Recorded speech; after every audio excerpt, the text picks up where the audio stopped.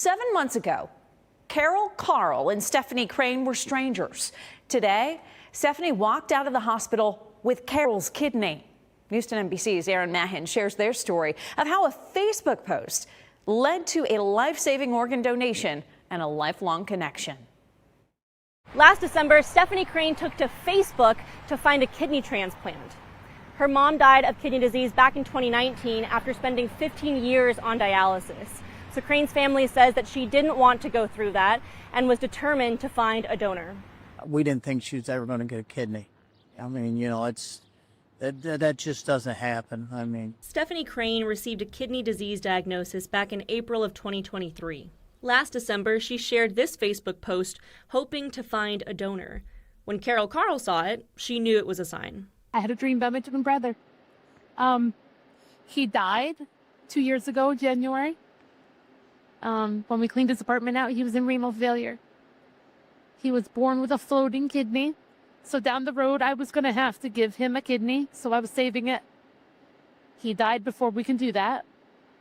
He came to me in October and basically told me somebody else needs it.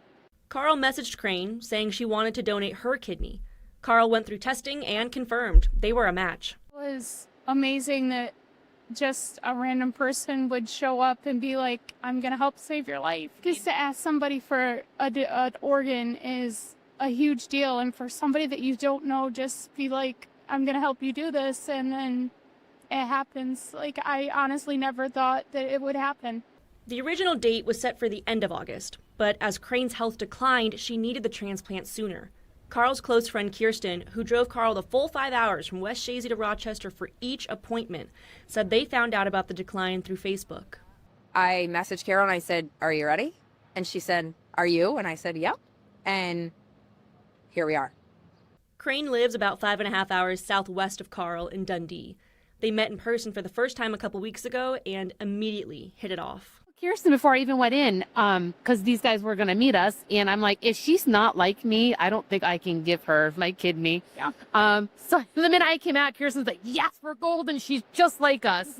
So yeah, it was amazing. The two say they're going to be in each other's lives from here on out. Crane's family is planning a benefit in Carl's honor to help them pay for all the treatment and travel expenses. And it was a closure for me. I didn't do it for money, pat in the back. Closure. You saved my life. And I miss my brother. He was my twin brother by Ray.